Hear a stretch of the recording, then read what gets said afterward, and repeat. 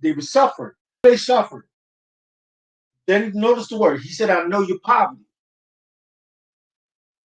Their poverty was affected by this very group that call themselves Jews, but they're not Jews. This is what basically Yeshua said. They claim to be Yahudi, but just take a journey back to history and understand the Ashkenazi people who are Japhetic people. They are Japhet. We know that they created the false image in a group called Zion, the Congress of Zionism, and they created it in Brussels, Switzerland, Belgium, and Switzerland. The European wealth, be able to, with money, finance the taking over the true identity of the children of Israel. So this lie has been bought and paid for. This is not what I would just deal with. This is just the foundation of the scripture. Yahusha says, the real Yahidim. No them would say they are Hamidium, they or Yahudi, Yahudim, Jews, house of Judah, but they're not. Those that say they are Jews, they're not. The synagogue of Satan, sun god worship. As you brought that definition out. Why are we going here from? Why do we go over this? This is the foundation because what was said by this Alexander Pagini is we are liars, that we are with no identity because of chattel slavery, and that we are stealing or trying to adopt the Jewish identity. Okay. And what's embarrassing is this is a allegedly Latino man. So the best way to deal with this is from scholarship. So can we the vision of Psalms 11. I would just like to look at Psalms, right? Because prove everything by the word of Yahweh with proper exegesis, homiletics, and hermeneutics. Book, chapter, verse. Book. Say it again, Rabbi. Book, chapter, verse. Book, chapter, and verse. So let's do it. Psalms 11:3. If the foundations be destroyed, what can the righteous do?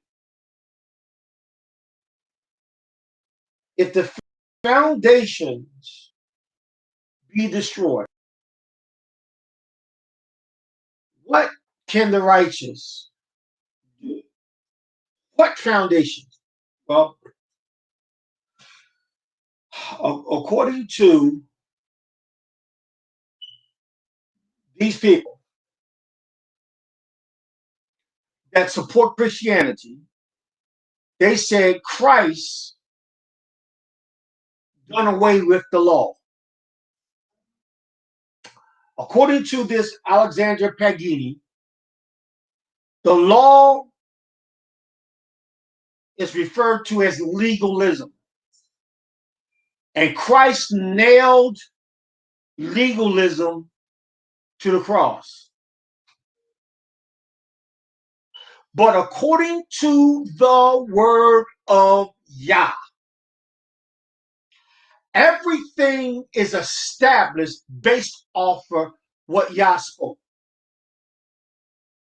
And what Yah spoke into existence was law. The universe, planets, the solar system, levels of oxygen, the levels of the atmosphere, the stratosphere, the hemisphere, the levels of the sun rays that come upon the earth, the levels of storms, the levels of the sea, the levels of what's in our body, our immune system, everything, the atoms, the cellular structure, everything functioned off of the laws of Yah, the laws of physics, functions off of the law of Yah. In Yah, there is no lawlessness. There is no lawlessness. So therefore, we conclude the law is the foundation of Yah's creation. Everything is subject to his law. Right? Everything existing hinges upon his law. That's why the psalmist said in Psalms 11:3, if the foundation, which is the law, be destroyed, what can the righteous do? We have nothing to stand on. We have no survival. Okay? The law is the foundation not only of Yah, but it is the foundations, number two, of the entire scriptures. What do you want to say? The Pentateuch. Penti is in the Greek means five. Five books of what? Five books of law. But we know it as Torah. Torah. So we're talking about Torah law, right? And I believe it's Jeremiah 4:17:4. Rabbi Shofet ben Abraham, do you have your scripts with you? Now I'll just turn there quickly because I just want to set the tone, and then we're going to open the floor. But I need to finish dealing with this, this lawlessness that we're not subject to the law. I believe what I'm looking for is Jeremiah 17:4.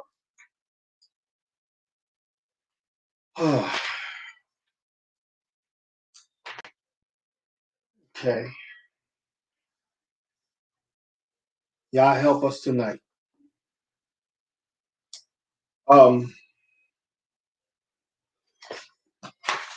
Jeremiah 17:4. Yeah. Reads as thus. And thou, even thyself, shalt discontinue from thine heritage that I gave thee, and I will cause thee to serve thy enemies, in the land which thou knowest not.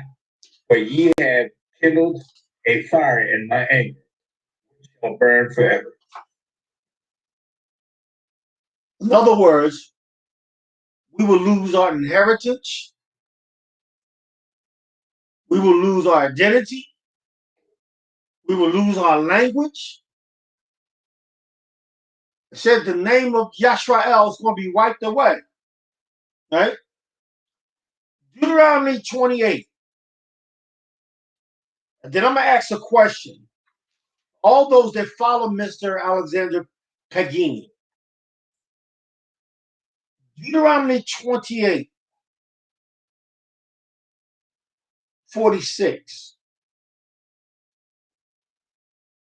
It says, and they shall be for you a sign and for a wonder, and upon your seed forever. These curses. Because you serve not Yahuwah Elokaika with joyfulness, and with gladness of heart for the abundance of all things. Therefore shall you serve your enemies, which Yahuwah shall send against you in hunger and in thirst and in nakedness and in want of all things. I would like to ask Mr. Pagini and all those that follow him that supporting this Christian ideology. What people fit these curses? What people, what nation fit these curses? Let me continue to read. And he shall put a yoke of iron on your neck until he has destroyed you. Yahuwah shall bring a nation against you from far, from the end of the earth. Now watch these next words. As swift as the eagle. What eagle nation came against us? Britain, America. As well under the direction of the Queen, again, eagle, the Queen of England, Spain, and Portugal. A nation whose tongue you shall not understand. A nation of fierce countenance, which shall not regard the persons of old. You tell me what nation had to watch their old women be raped, grandmothers. Just recently, not many days ago, white police officers currently threw down on the ground an unarmed black woman the age of 66. You tell me, who curses? What nation fits these curses? Nor show favor to the young, and he shall eat the fruit of your cattle and the fruit of your land until you be destroyed. Well, shall not leave you either grain, wine, or oil, the increase of your kind. Let's move down. Let's just peruse to verse 67. In the morning you shall say would to Elohim, it were evening. And at the evening you shall say would to Elohim, it were morning. That's talking about mental illness. For the fear of your heart, wherewith you shall fear, and for the sight of your eyes, which you shall see. Verse 68. And Yahuwah shall bring you into Mitzrayim again with ships. Now, I believe it was Rabbi Sherry Berry did the calculation. From Egypt to Israel is 14-mile journey. You said, Rabbi Sherry? I believe 14 miles. Because someone was trying to say real Israel's in Kenya, but that's come on, stop. Because they walked. Okay. And they crossed not the Red Sea, but the Reed Sea. Okay, it's another topic. Right? Was he talking about physical Egypt as in Africa, Egypt? No. He was talking about spiritual Egypt, this new Egypt. And that new Egypt consists of America and Britain. So again, what nation describes the curses that I just read?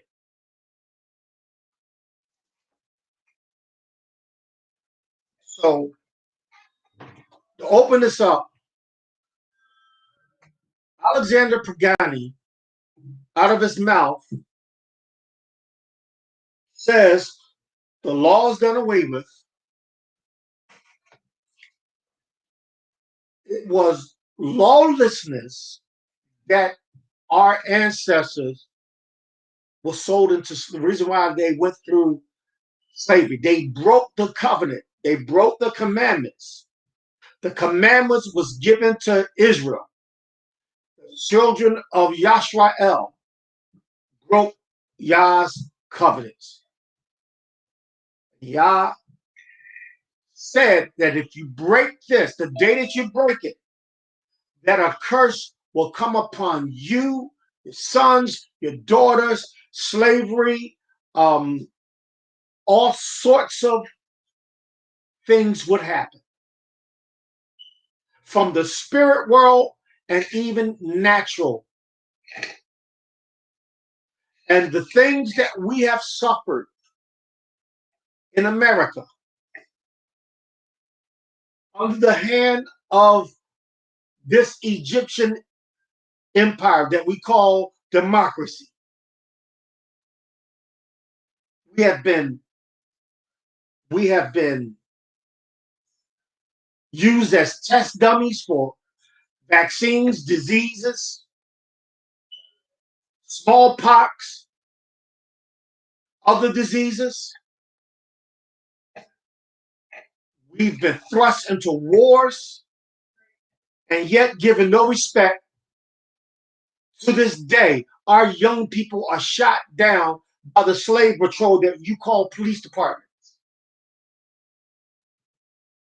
One of the young men who served this country in the military, he was a lieutenant, was pulled over and embarrassed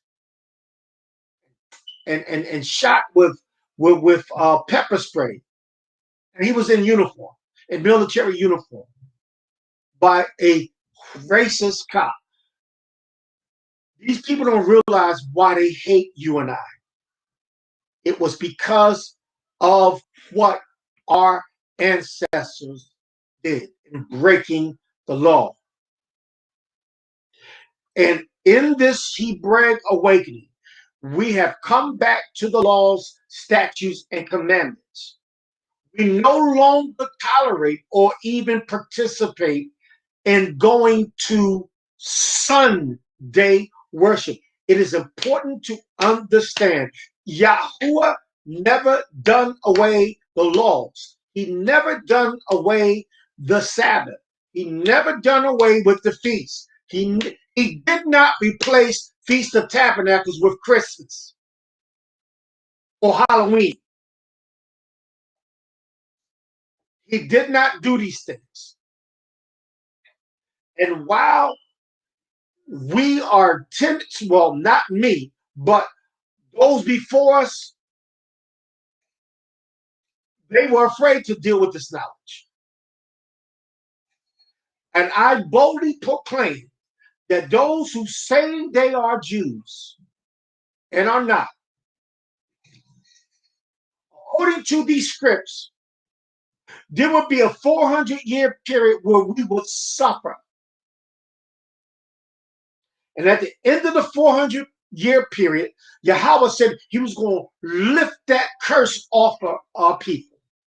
And that we will begin to go back into the land of blessings. Now, let's look at this. The 400-year curse was technically over in 2019. All right?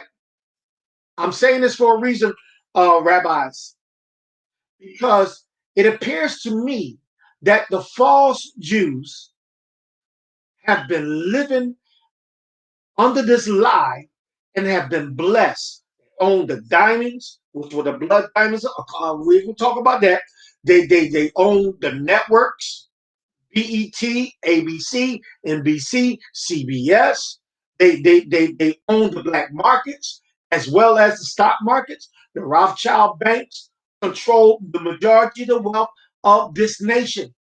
All industry, porn, as well as comedy, as well as music, R&B, black gospel, country music, you name it, Ashkenazi owns it. They have been blessed in terms of money. But according to the scripts, Israel was supposed to be suffering up until this year, particular season and year of release, and that was 2019. Well, they keep throwing in our face this Holocaust, and I don't know where they got this from. That 6 million Jews died, and they keep reminding you of this Holocaust, right? How many of our people are still facing a Holocaust today, all over the world? Remember, Israel was scattered to the foreigners, and I'm telling you that Abraham was a melanated man, a black man. His son Isaac was black man. Jacob was black. All his sons were black. How in the world y'all that claim you're Jews but are not? How do you go in like the former Egyptian king? He said, "We will never accept you Jews. You're just European speaking Hebrews. We'll never accept you." And they said, "Why?" They said, "Because you left black and came back white. We know you phony." But the see like the world is being duped. But we are waking our people up. We're woke. We're woke. And we're facing persecution. We're facing tribulation. But we're woke. And guess what?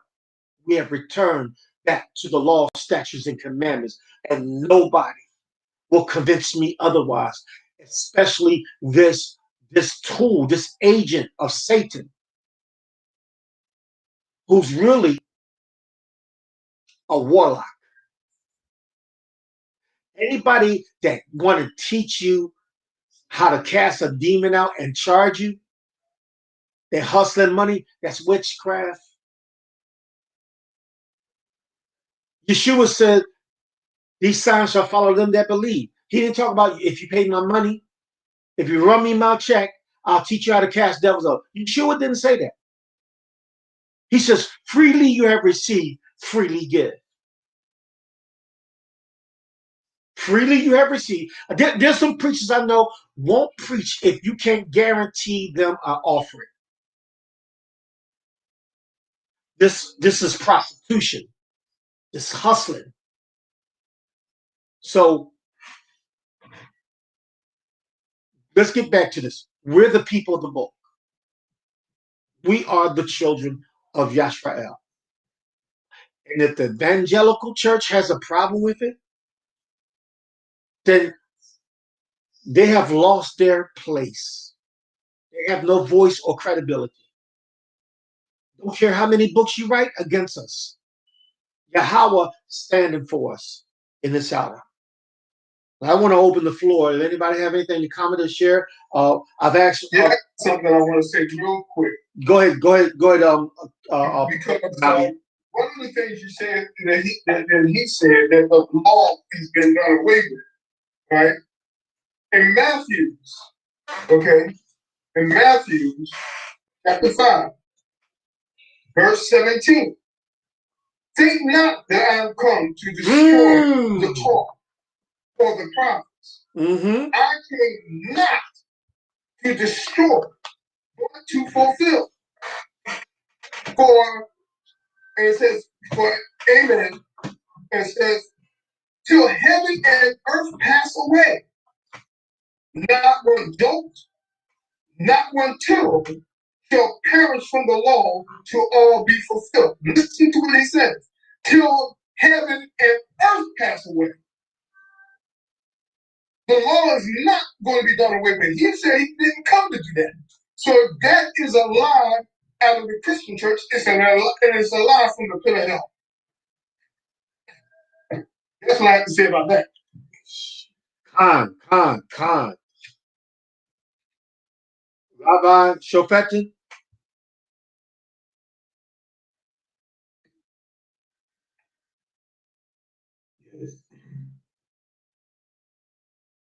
Yeah. No, what was that Hebrew word you said again, or the synagogue? What was that word? Huh? Sungo. Sungo. SUNGO. sun god. And from you, what does that mean? Yeah, that means you worshiping the sun.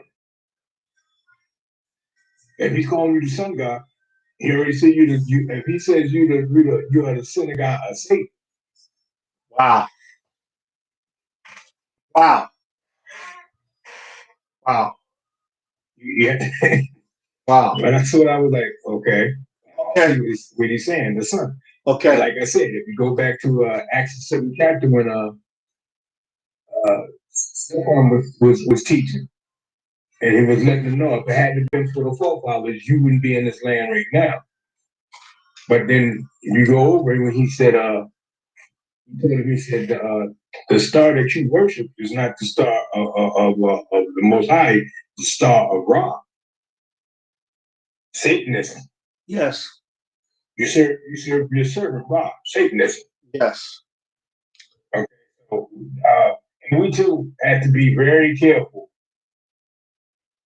with the word also, because we know that the word has been tampered with. And this is basically, if you look at it, it's mostly been tampered with, not only by Christianity, but the Jews. Yeah. Okay. I was listening to when you said, where did they keep bringing up that they was in the Holocaust. Yeah. Well, that comes from the Germans. The Germans put them in rugged treatment. Right. You can go back to it, and if you really want to go further back, all right, the Moors used white folk for slaves.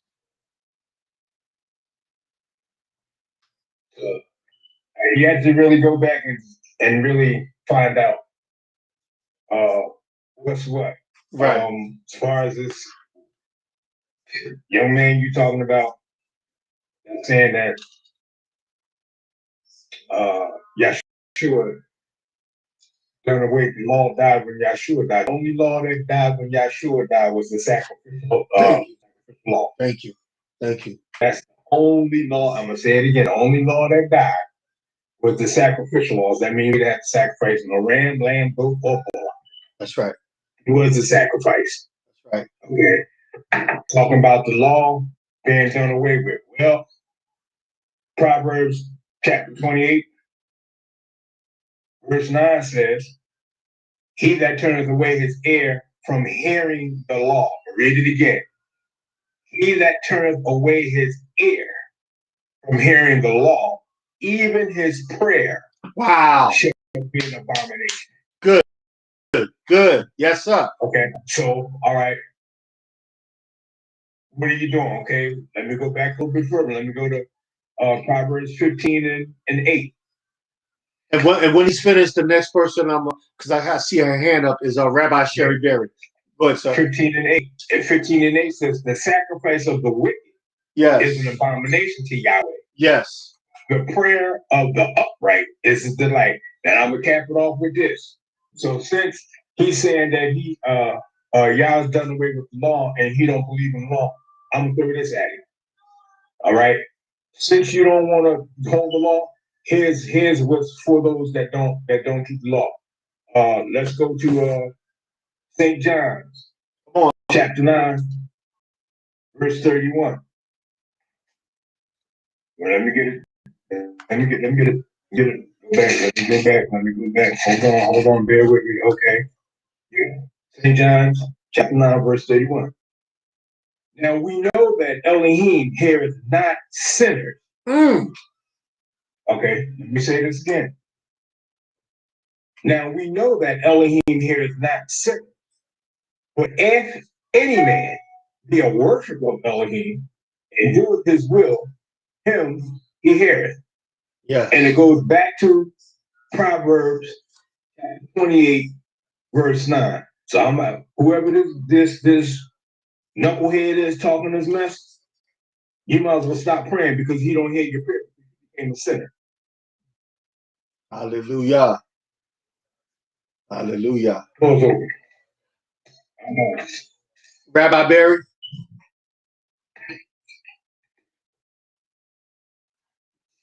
You're muted.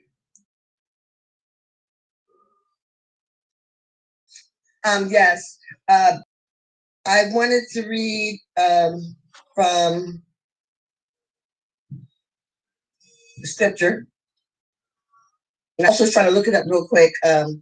The Greek word that they use for "and" and that famous scripture they love to quote in Romans 10 about the law being done away with. Mhm. There's more than one definition for the word "in." Of course, they like to use the one we need to stop, but it also means he's the purpose, he's the goal.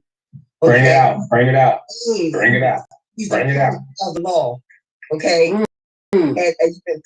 And they don't give you that definition. The whole point of the law was Yahusha. He was the goal, the point. He came and showed us how to keep it perfectly. Right? So it doesn't mean "in" as in stop. Even when you look at words in our English dictionary, it has more than one meaning. It has more than one meaning. I just wanted to say that. Luke chapter 21, verse 24. And they shall fall by the edge of the sword, and they shall be led away captive into all nations. And your rule shall be trodden down of the Gentiles until the Gentiles be fulfilled. Jerusalem Say that again. is trodden down Come on. by the feet of Gentiles. Who? Say it again. Gentiles. And for those who need more proof, there's a movie that did an excellent documentary called Hebrew Negroes. I encourage everybody to watch it. It is DNA proof, historical proof. I mean, all sorts of proof. That there's no doubt. Nobody that's intelligent that can watch that movie from beginning to end and still think that the white people are the Jews. Oh man, you know, I just talked to him too. Is that one or two? I just talked to Ryan Dalton. I just talked to him. Okay. Is that one or two? I watched one. I haven't seen two yet. Yeah, it's the second one to that. Okay, I got to see the second one then. Thank you. But that first one, like you said, if anybody walk out from seeing that first one and still be numbed in their head that them Jews are in Israel are Jews, then there's something wrong with the mentality. See, what is not being done, a lot of leaders, and a lot of leaders, and dig in history. Because they find out they're not standing where they should be standing at. They're not lined up with the word as they should be. I use a scenario, and I go back to Genesis when God said, "Let us make man in our image." So He spoke us into existence. We are spoken. Correct? That's right. Correct. So now let's go to St. John. Watch this. Let's line it up. And when it says in St. John 1:14, where he says, and he sent the word, and the word was made flesh. Am I correct? That's correct. Okay. So as we bear the spoken word and we line up with the word that which we know is Yah, and then line up with the main source to the word, then we're connected. Okay. You'll be able to have greater access. That's right. To the kingdom of Yah than what you got now. That's right. That's right. Yes. Because you got to be lined up. That's right. That's right. See, the word backs the word. Yes. Let me stop. I'm gonna say it again. The word backs the word. Right. So the question is, do he know why he was sent here to do? Do he know what his mission is? His mission was to back the word that was given to us before we was found favorable to come down and take on a human body to bring forth the kingdom of God. And that's the word. That's right. Hallelujah. Yeah. Uh-oh. I look out of come on, Father. The word was spoken to us before he sent us down to do the mission. So the word has to back the word. The word is going back the word. Prophecy is going back prophecy. Let me know if I'm wrong. No, you speaking truth. Right. You understand what I'm saying? You speaking Yes. truth. We got to get into. Doesn't the scripture say that? I believe it's in Romans, says that we all should be teaching the same thing. Yes. So, what word are you teaching? Uh-oh. Which word is he teaching? Hold on, I think. Let me put it this way: which Yahshua you follow? Because they ain't the one that's lined up with the word. It ain't the one that followed and was obedient to his father. Because that's not the one you follow. The floor is yours, Rabbi. Believe it or not, Ron Dalton is texting me right now. I think he might be coming on for a minute. I'm blessed to be able to meet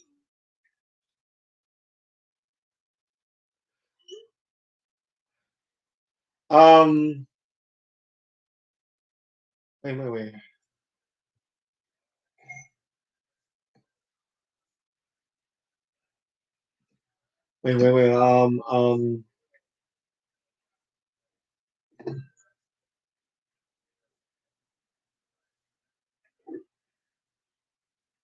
Rabbi?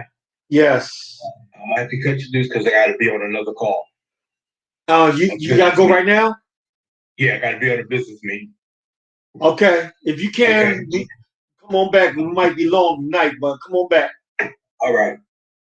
So Ron Dalton, author of Hebrews to Negroes. I was Only Love Austin was able to connect us, and it's works like him.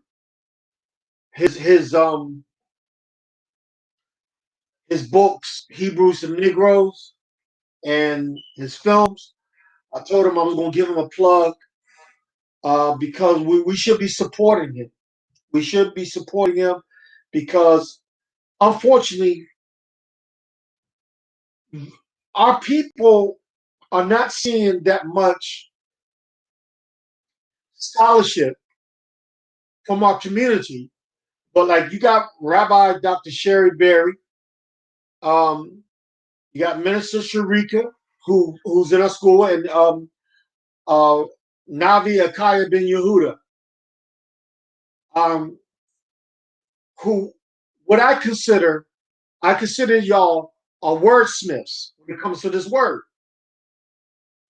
And it's unfortunate that you're going to need Hebraic apologists. Like you have Christian apologists that defend Christianity. I took the course for Christian apologetics. Took it in seminary. Okay, in defense of the gospel. But what I found out I was defending Adara. Excuse me for a minute, Adara. If you're still on, I'm gonna inbox you and if you can come on to Zoom, I would appreciate it. But that's a sister who's an Igbo, and this is another group of people who are bloodline descendants. As a matter of fact, all of us who ancestors came over the slave ship, the transatlantic slave ship, are descendants of the Igbo tribes. Not all. Not all, but most of them. Were some of them Yorubas or?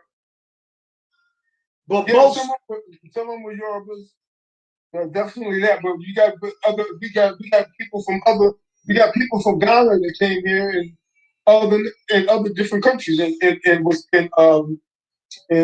Africa. Okay. Yeah. Okay. But the bulk of the most of us came from Nigeria. But there were people that came from various different parts.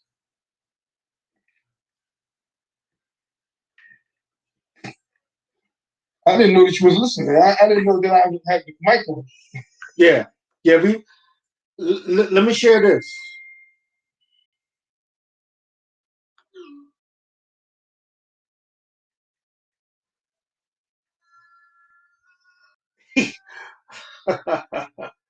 Okay. Um. This guy.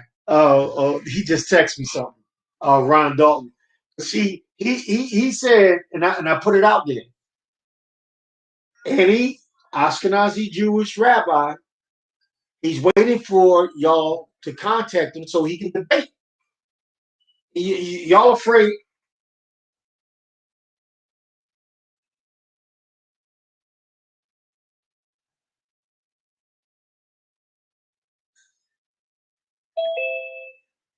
Okay, that's my sister. He Yeah, you know, the scholarship that's coming forth. These people can't deal with. They can't handle.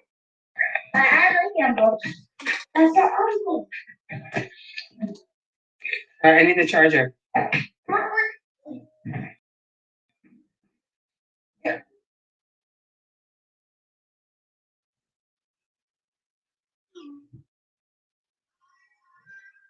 Anyway, um, what what we need? What we need is more of our brothers and sisters with the literature ability to push forth their scholarship.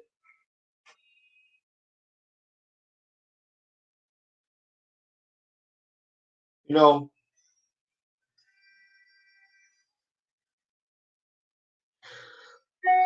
I'm saying we need to push our people. Like I'm sure Rabbi Berry's going to be writing a book. My sister. Um, let me tell you. Let me share this.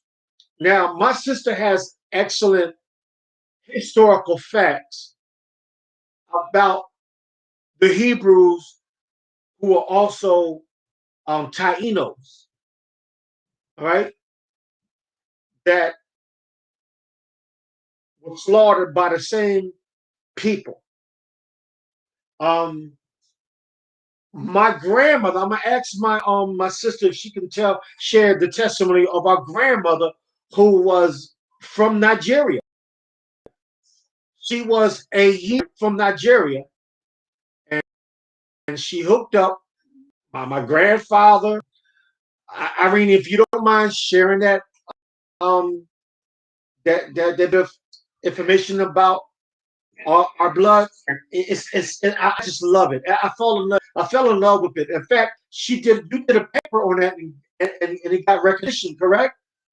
Yeah, we're in the process of writing our own historical data, right? Because we know that if we let others tell our stories, they're not our stories. They're going to be their stories because they're going to be they're going to be whitewashed, right, to fit the agenda. So my grandmother, her name was Felicita Fela, and Fela is a traditional Nigerian name, and she lived in the mountains, right in the middle of the country of Puerto Rico, um, because when the colonizers came, they went to massacre um, the natives. You either allowed yourself to be enslaved, or you left to another island, or you stayed there. You went into the mountains and stayed enslaved. And that's what happened with our grandmother. She wound up staying in her state. And what ended up happening is our grandfather came over from Spain with his wife, and she became their nanny. And then she was taking care of them and the nanny, and she was, and I'm sorry, she was their nanny, and he fell in love with her while he was still married, and she was a nanny, and they wound up having 7 children. But what happened was is that he fell in love with her, but he hated his children because none of them reflected his race, right? The European race, the colonizers' race. So he really mistreated them all. However, my grandmother, with the indigenous name, which is Alebrix, it's only found in certain parts of the world, and certainly indigenous to the folks from the Taino tribe. She kept their names like that until they came over to the United States, and that's when their last names changed to the colonizer's name, which is Hernandez. Okay.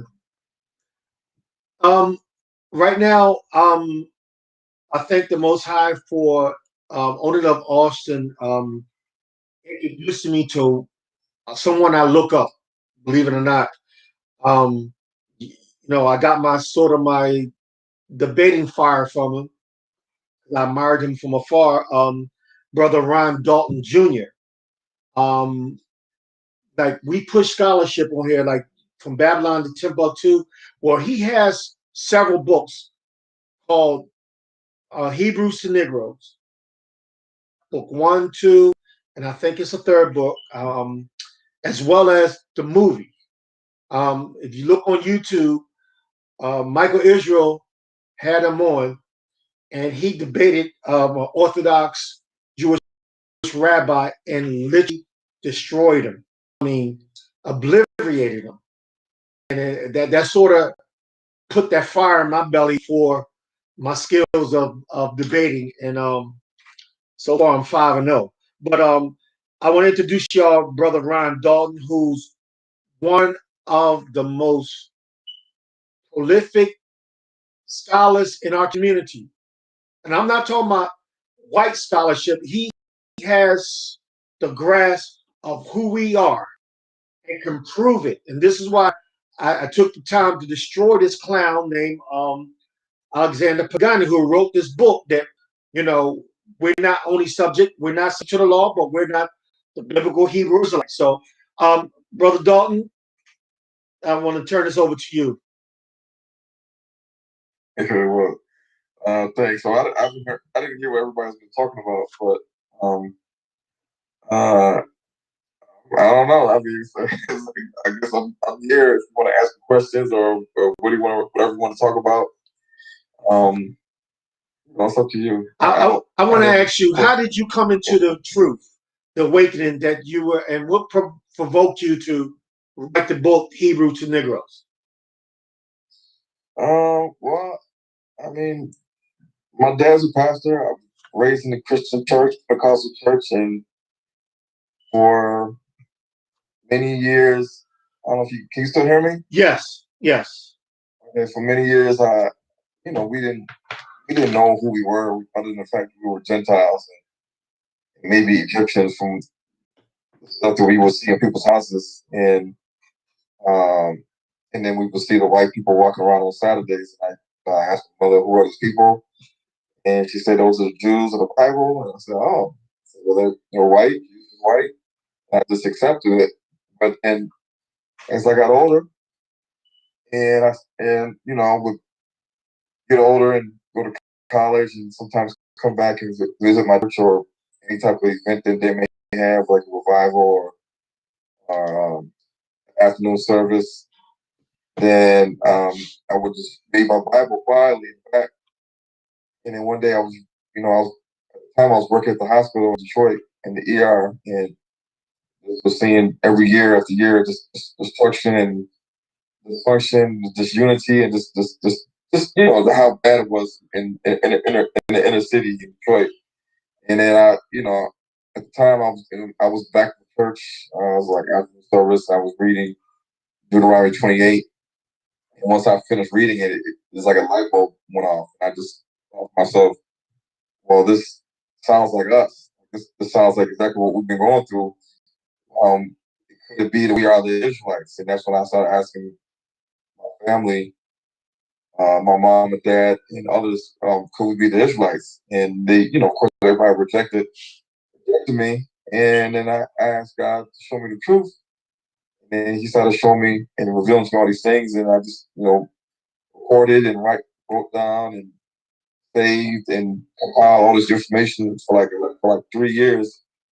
Then I tried to teach it to the church organization I was a part of, but they didn't want to hear it. So I just decided to write it all in a book, and so I wrote like 4 books in a row, and then people basically said that black people don't read books, so you might have to do something else. And so I said, okay, and I said, I'm gonna try to make a movie about it. So I made a movie about it too, and that's what I've been doing since then. It's been making movies, writing books, doing conferences and webinars, and speaking here and speaking there, and just spreading the truth about who we are. Yep. And did an excellent job. I remember conference you did in Detroit, where a bunch of brews from all over came, and it was, I think it was your second movie that you was premiering. And then if any of y'all just Google this brother, he's sharp with the information. He studied these tribes, the Igbos, the Yorubas, and he was able to trace these bloodlines. Now, unfortunately, and I'm saying this not Brother Dalton. I'm saying this. We have some house Negroes that are agents for the synagogue of Satan, like this brother that's right here in my city, Philadelphia, um, Eric Mason. And you're so threatened by the Hebrew Israelite, and even Ron Dalton. You're so threatened by him that you had to write a book. So, but you don't want to debate. You don't want to debate him. You don't want to debate me. And even Vocab Malone, these people, they're having nightmares because the true biblical Hebrew Israelites are waking up. Movies. I mean, the reason why I'm pushing and trying to promote Ron Dalton is because he's making movies about the truth. I mean, we spend money for Netflix. We spend money on other stuff that's not promoting our community. Why can't we just help support his movies, his books, $10, $20 or whatever? The reason why I'm sharing this is because we can't do this without our community coming together. So that these books can be written, and he's being attacked constantly. Synagogue of Satan is trying to shut this truth down, but they can't do it. Please share the name of the books. I think the first book was Hebrew the Negroes, Volume 1, correct? The first book is just titled Hebrew Singles, Black America with Black Fists, and the second book is It says Hebrew Singles 2, Volume 1, and it has the slave ship on the cover. And the third book has The Black Man in the Cell, that's Volume 2. I don't even know if it says Volume 2 is the third book. And then the fourth book is the Noah's Ark on the cover. And the movies, I think about 6 or 7 movies out.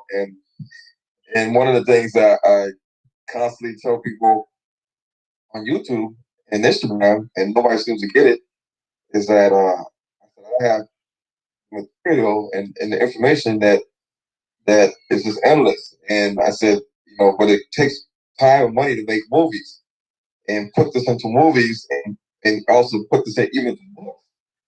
There's so much information and material that I have in my head and stored up, on computer and on notepads and binders. It's just a wealth of information that none of the camps have even probably seen or heard, because a lot of it is coming from it's coming from researching from the lens of the vantage point of people in Africa and people in Asia, people in South Asia, India, and other countries, so that you're getting their perspective and their stories about how they are connected to it, how different people are connected to Israel, not from European, not from like American authors, Right. not to discredit Rudolph Windsor or any other people, but from people that are actually from Africa, that are from these tribes, and that they can tell you these ancient traditions and customs and oral histories and folklores and stuff that they know about their tribe and even other tribes that they live amongst that may connections to the ancient Egyptians and the ancient Cushites, or those Egyptians that cleaved with Israel before the Exodus, and those Egyptians that kind of ruled with Israel during the Exodus. They still have these. To this day, you can prove this with DNA and other things. And so, I would say, we had everybody in the Israelite community support what I'm doing, and it'd be so easy to put out more movies and make them better quality. After every movie, it'd be better quality, because now you're getting more funding and time to actually get down and devote to making these movies. Because being a full-time filmmaker, it has to be done really at a full-time level. You can't be expected to put out full-time films and be working 80 hours, 9 to 5, right. A 2-week paycheck job. You can't do that, because then you're going to be taking years to put together a movie that can be put together in less than a year, if you have all the information, if you have all the videos, all the pictures, and you know how to lay it out. And so, but majority of the Israelite community doesn't see that. They don't. We're just unified. We're all to ourselves, and that's one of the reasons why we don't cross promote and support and market each other's stuff. That's the reason why a lot of the Israelite leaders and communities, they don't tell their congregation about Hebrews and Negroes, the movie or the books. That's right. And they ain't gonna know about it unless somebody tells them about it outside of their congregation, or just tells them, hey, I know we part of this organization. Have you heard about the movie Hebrews and Negroes? Oh no, I ain't hear about it. Oh yeah, well, you check it out. How come our leader is not talking about it? Our leader is not trying to openly support this on his platform, where thousands of people, maybe even thousands of people are listening and watching what the leader recommends or what the leader teaches. So it's a dysfunctional people, and this is the reason why I say that I'm gonna keep saying that the movie's gonna be like 5 years old, and people are just gonna be finding out about it. Like, how come you just not finding out about the movie 5 years from now when he put the movie out? And it's a sad state, because we don't support each other. But as soon as Black Panther comes out, we support that. Fast and Furious 1, 2, 3, 4, 5, 6, 7, 8, 9. We support that. Any type of Tyler Perry movie, we support that. We stay abreast and knowledgeable about Denzel's latest movie, Will Smith's latest movie, and all these different Black Panther. But when it comes to movies that we do or I do, it's like, oh, well, he did a movie. Okay, that's fine. I'm not going to tell nobody about it. I'm just going to keep watching Netflix and this and that nature. And so this is one of the reasons why I believe that it has been stirred up a lot of anger in the world, because a lot of people may not know about it. A lot of people in Mona, Israel, a lot of people in Israel in general, a lot of people in the Middle East, a lot of just general Gentiles and Israelites worldwide don't know about the movie.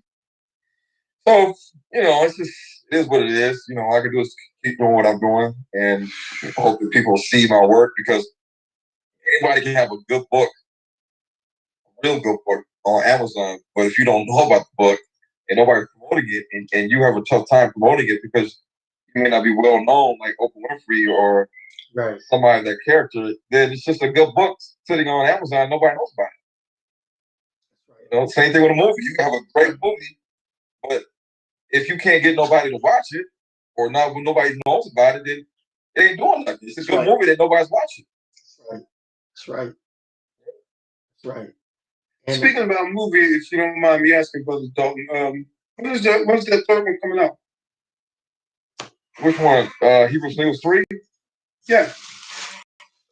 Well, I plan on trying to get that out this year, but always it's about time and money. I mean, editing takes time. Laying the vocals takes some more time, but that don't take a lot of time. But I plan on getting out this year. Hopefully everything goes well, but that's all I can say for right now. Didn't you write a book or the movie? You said to focus on the synagogue of Satan, who are you said you was going to expose. Yeah, that book. It was Revelation. That was a movie kind of touched on who they are. Yes. This Hero Singles 3, depending on how I structure it, can also do the same thing and deeper. Actually, so deep that it's going to blow people's head off. Yeah. Now I'm going to be teaching from a Asian, Chinese, Mongol, Turkish, perspective on how they knew who people were in Central Asia that were Judaism. They got these records written in their languages, also written in Arabic. We got to understand that Arabs, when they go to school, they learn about things that are close to them. So they learn about the history of Attila the Hun and Genghis Khan and the Turkish cagnates and dynasties and all these different things. And we learn about, American British history and the Pilgrims and the Indians. But the people that's in Iraq and Iran and these other areas, in China, they're learning a different type of history. And usually their history can prove who the Ashkenazi Sephardic Jews are before they were even called Ashkenazi Sephardic Jews. And that's the element of Hebrews 3 that I plan on bringing out. It's going to show people even more because it basically directly ties them to Central Asia. Wow. See? And basically, this is scholarship. It's a scholarship, and this is why some of these boule people, like what's the clown? What's his name? Alexander Pagani, wrote a book. It's just a distraction. Bishop Eric Mason, gatekeeper. Vocab Malone, Dr. James White. These people are disturbed because our true identity, who we are. You did talk about Tudor Prophet too. Tudor Prophet, he ran for me too. I think he realized who I was because his students had wrote his papers quoting my books, and I reached out to his students at the Florida International Academy or whatever place he's at. He's a professor, and I reached out to him on Facebook, and he did some interviews with Sister E and Benea and Kelly Richardson and Garfield and some other guys. But when I started dialoguing with him on Facebook Messenger and trying to pin down a date and we can have a discussion or a Zoom meeting or whatever, and he knew what he who I am, but he ran from the end. He ran, and he's nowhere to be found. Like he doesn't return my Facebook messages. He used to return them, and he probably doesn't want to debate because he knows that his scholarship will be put to the test. Exactly. I mean, because when you're dealing with homiletics, hermeneutics, exegesis, I mean, those principles are in place. Now, when you come with Christian apologetics, it's going to be destroyed. It's going to be destroyed because we know who we are as Hebrews. We know who we are. We know what the script says. And you're coming with that Romanized Christianity. It's not going to fly. It's not going to fly. So that's why I praise the Most High for Brother Dalton being here, and he's one that I admire. I admire our people who have scholarship that's on the forefront, and I'm just saying to all of the assemblies, let's get behind this brother. Let's get behind his books, his movies, and Brother Dalton, me and Akai Ben Yehuda, Papa Wallace, you going to tell them about it, bro? Yeah, we wanted to. Yeah, we want to bring something. Are you talking about want to bring Hebrews Nichols to Philadelphia? Yeah, for the gathering. Because I know he's been hanging out. He going out to my spiritual mother, Dr. Glorious Apostle Gloria Harrison, Bethel Ministry, Newark, New Jersey? Mm-hmm. No, I'm talking Brother Dalton. No, go ahead. Yeah. You dealt with my spiritual mother, Dr. Gloria Harris from Bethel in New Jersey. Yeah, I know her. Yeah, but we like to try to bring you have a gathering here in Philly because it's it's a shame, but only if Philly need to be blanketed with what your movies and stuff, and it's too many people that scatter. And myself and Apostle Walls, we're trying to bring our community together, and somehow or another, we're trying to get a in-gathering celebration here. So we get a chance to talk with you off. So Gloria's Miss Harris is in Newark, right? Yeah. Her Only Love Austin prophetic whirlwind. She's been to our assembly, and so we was talking about. I says, man, my heart's desire to bring Hebrews to Negroes here in Philly. I'm not saying nobody's doing nothing. It's that everybody's doing their own thing. But I'm like, hey, have y'all heard about Ron Dalton? Have you heard about Hebrews to Negroes? If not, then are you really in this truth? Because this should be, this should be viewed because there's a lot. Again, Bishop Eric Mason, he got so nervous he wrote a book against Brother Dalton. Now, yeah, he wrote a book against him. He called the Hebrew Israelite faith a pseudo. What the word he used? A pseudo faith. But he don't want to debate nobody. Yeah, pseudo history, or pseudo science, or pseudo scholarship. Mm-hmm. Yeah, foolishness. Well,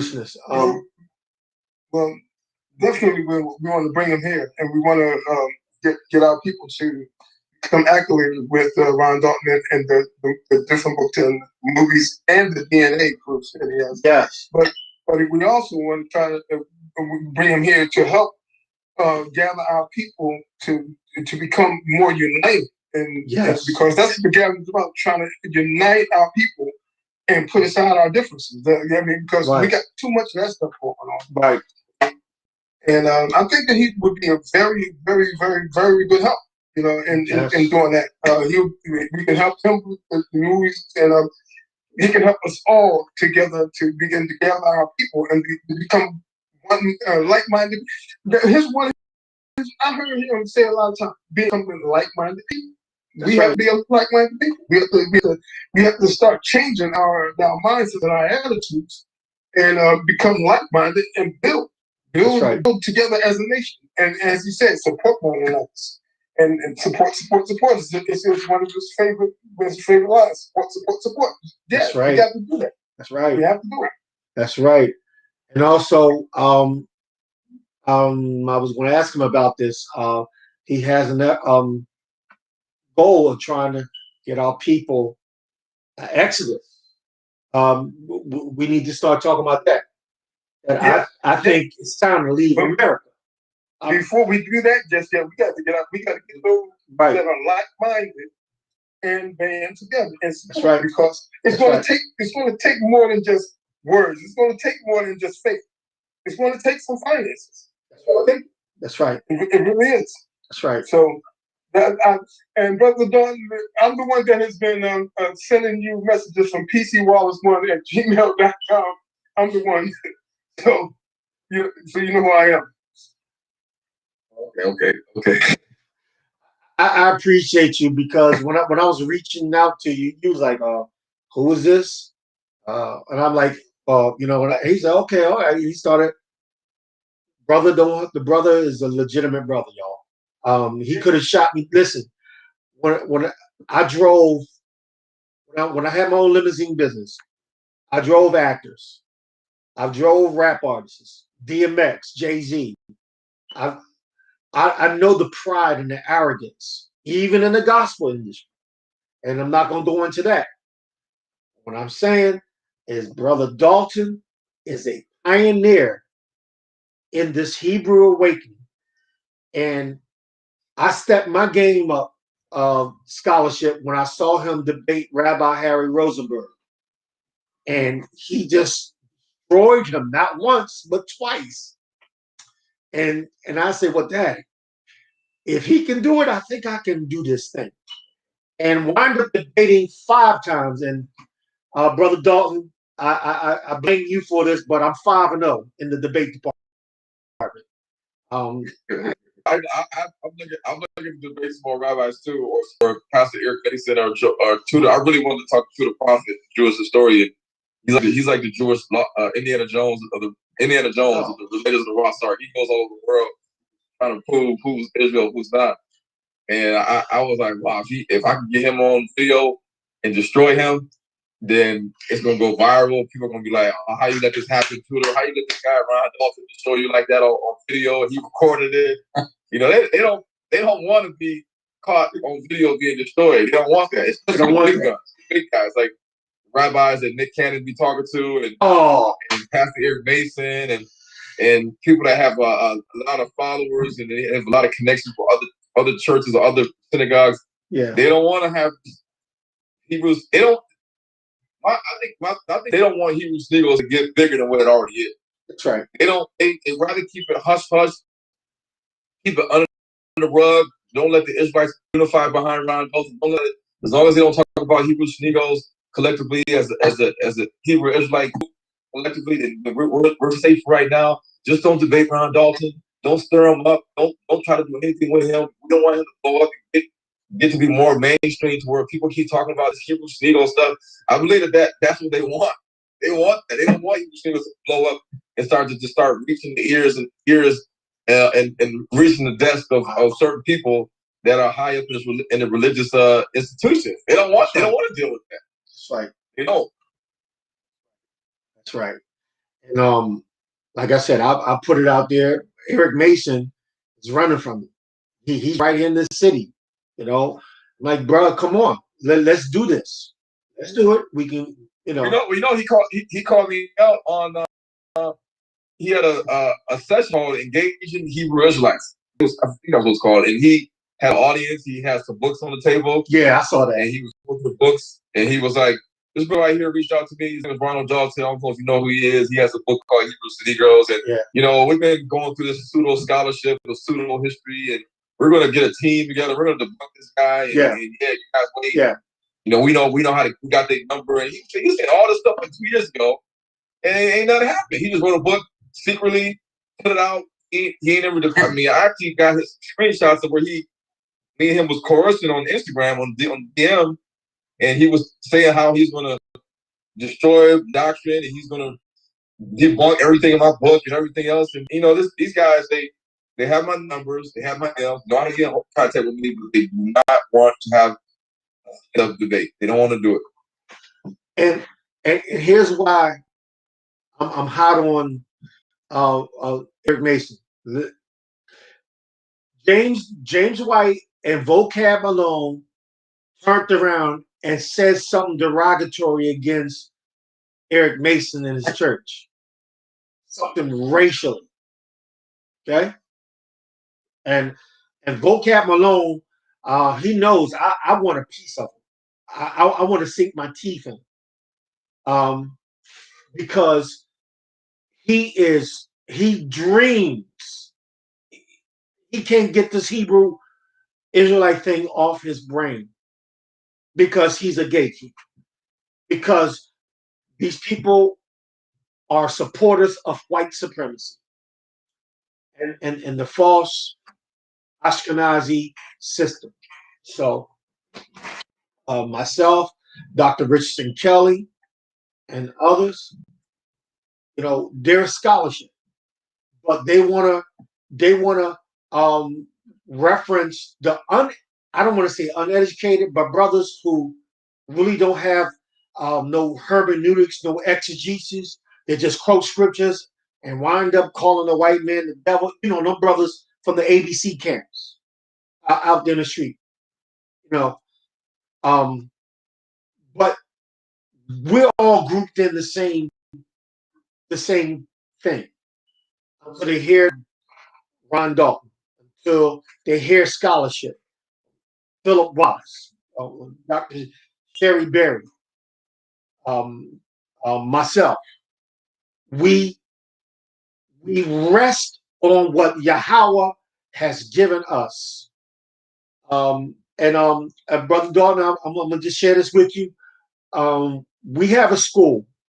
We have a seminary, and I'm going to at the graduate level. I'm going to require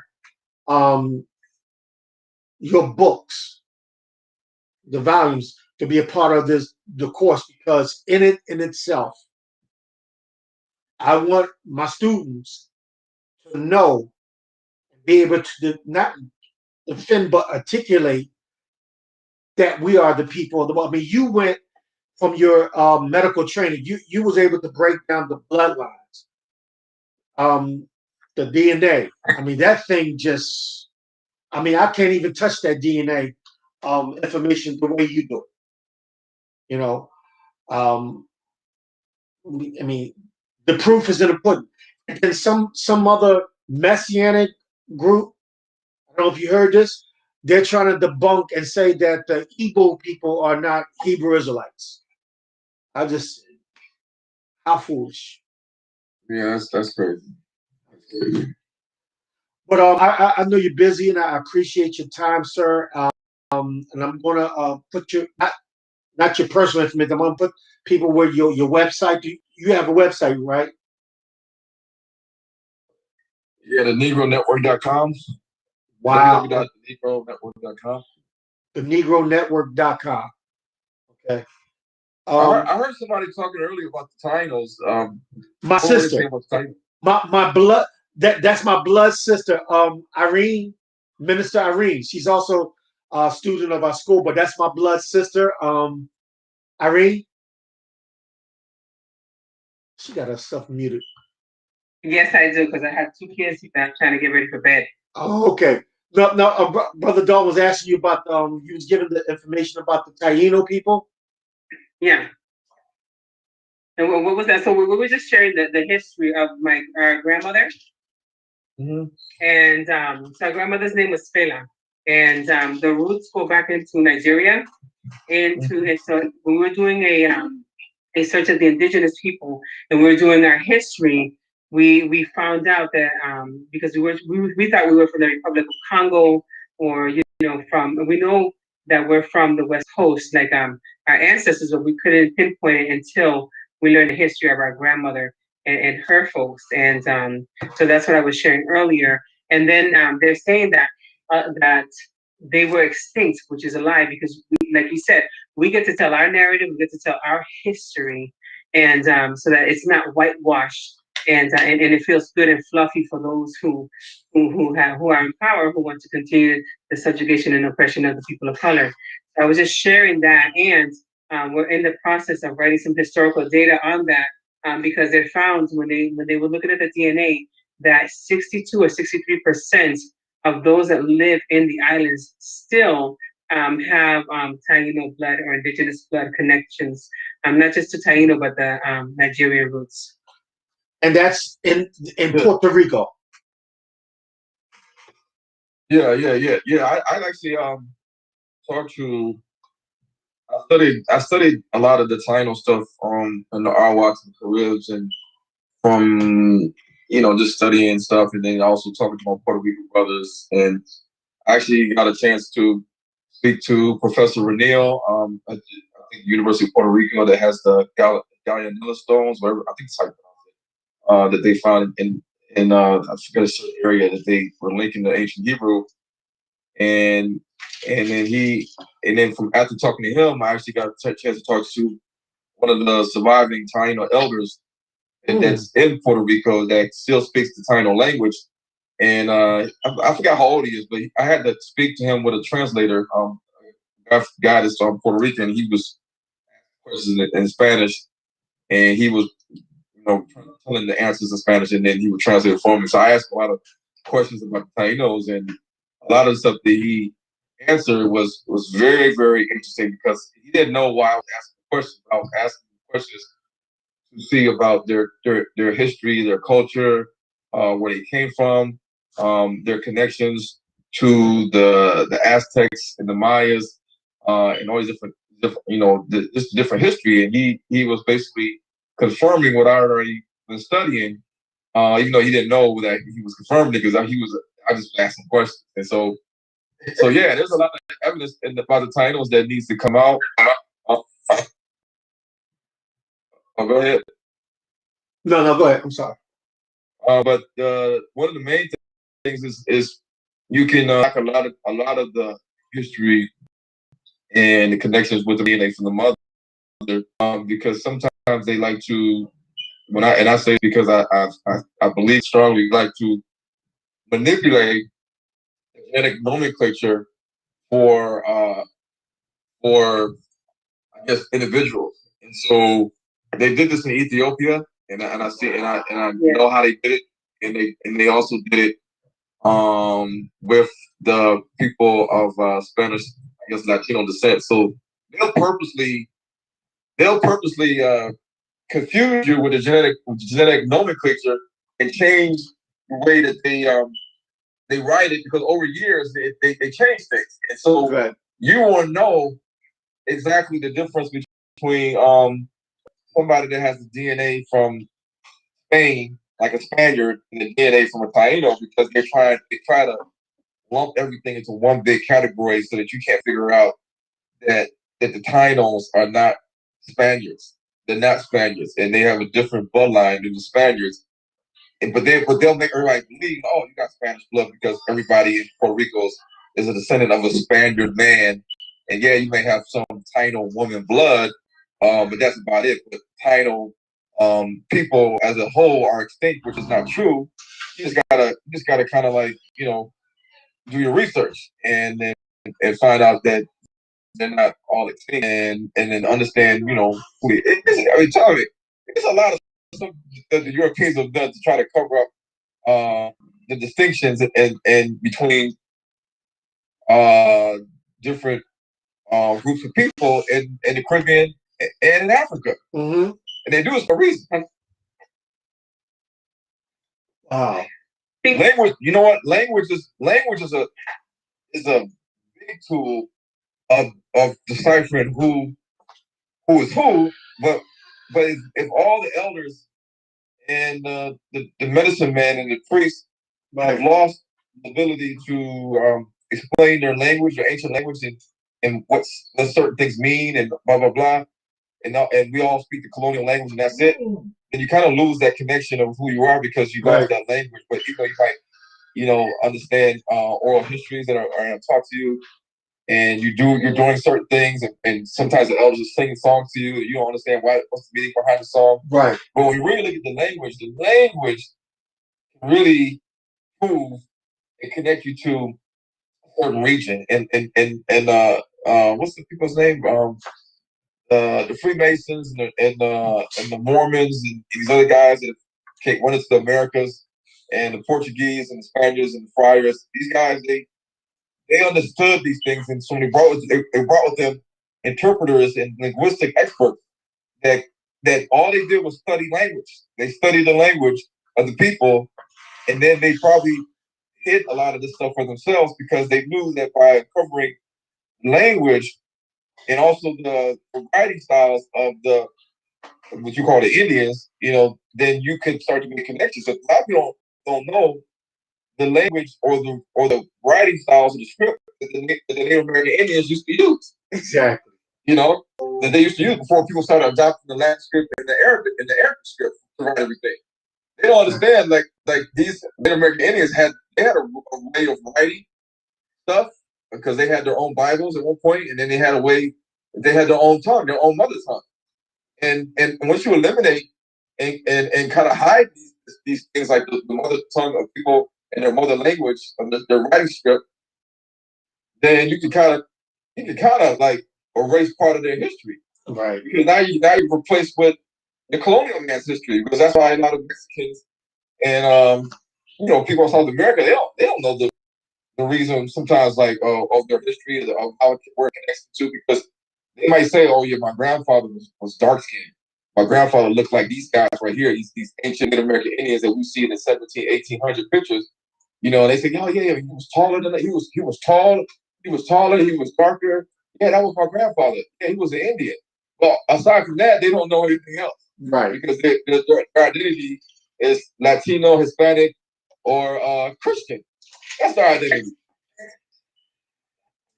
Right. Well, you mentioned that Mason thing, and Brother Dalton, just to let you know, I used to be one of the youngest 32nd degree Mason in the state of Delaware when I was living in Delaware. In fact, I come from the Church of God in Christ, and when I went into Masonry, that's when I discovered the Hebraic identity. Believe it or not, because, and I can only just say this, and I'm not going, going deep into it, but the Masonic Lodge is set up according to Solomon's Temple. So, it sure is. It's set up the opposite way. Exactly. So, and stuff that what you just said, I mean, brother, it's layers and layers of this.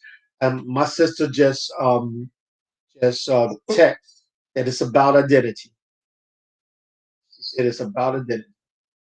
That's what it all boils down to. At the end of the day, it all boils down to identity. And that's why they don't want you to address that. That's why the thing is always about, oh, it's not important what color Christ was. It's not important who the Israelites were. It's not important about slavery. It all boils down to identity. You don't stop at just the word Nigerian or Ghanaian or Congolese. You gotta go further. You gotta go deeper into the identity of people, and then you'll find out.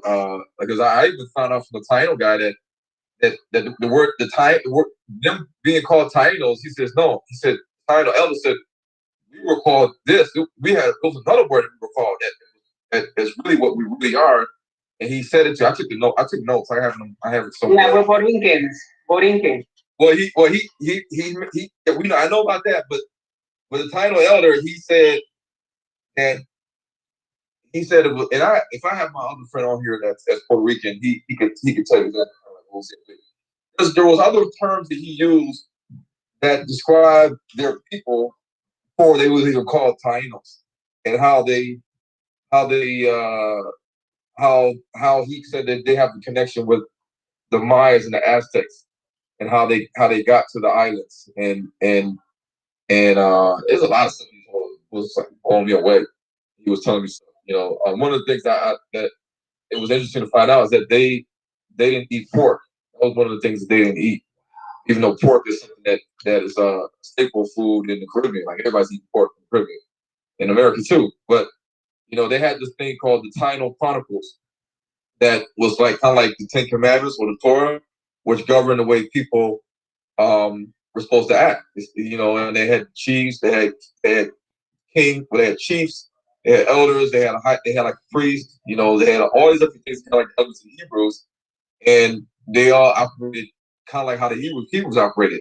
They were 12 tribes. They were tribes. They were all descended from the same people, and they were all supposed to look out for one another.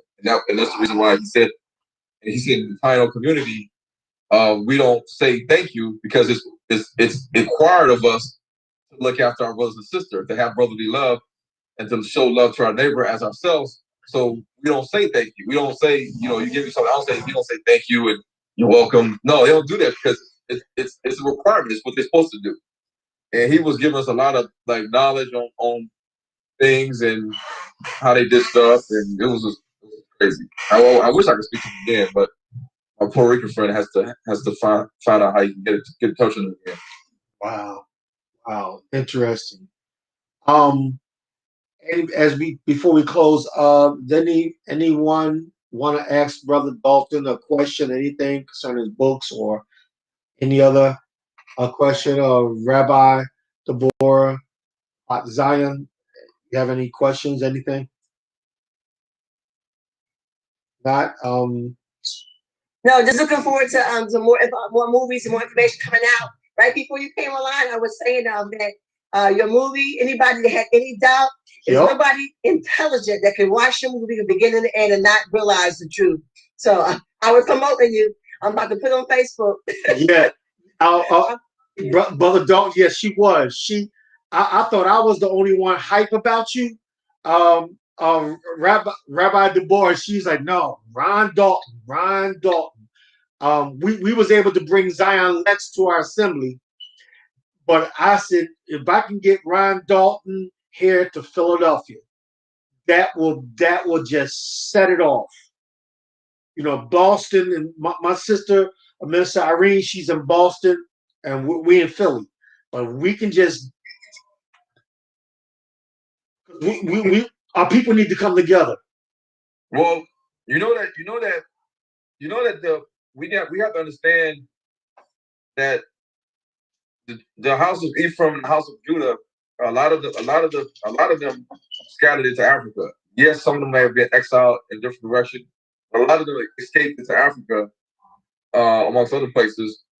But we got to understand that they don't want the Israelites in Africa, where you talk about the Igbos, the Lemba Jews, the Tutsi Jews, the Ethiopian Jews, the Habesha people, the Semitic people that, like in Lalibela and Ethiopia and churches, all that stuff. They don't want, it's including the diaspora Negroes, they don't want us to reconnect. They don't want us to reconnect. Right. They don't want us to understand our connection, our mutual connection to Jacob. And it definitely, it's a sad state, but even, I wish there was a Hebrews to Negroes guy in South America, because I sometimes talk to some brothers. They hit me up, and they're from Brazil, and they're from different tribes in South America. I forgot the names of them, but they speak different languages anyway. They speak like different dialects, in addition to Spanish. But they have been watching some of the stuff that I teach too, and they've been sharing me a lot of information that is written in Spanish and Portuguese. And I usually tell them, I say, you're gonna have to translate this for me. And if they can't, then I send it to my Brazilian sister, or who else? Spanish brother. Spanish is kind of like Portuguese, and I'll tell them to interpret it and decipher it. And it basically, they knew, like the Portuguese and the Spanish, the Spaniards, the conquistadors, they knew that the Israelites made it to South America. They knew this, and whether they want to call it Phoenician writing or how they just call it Phoenician, and yes, it could be Hebrews and Canaanites that made it to the Americas. If you look at King Solomon and Hiram and his ships, King Tyree, but they knew this was prevalent. This happened in the Americas. It's just that they now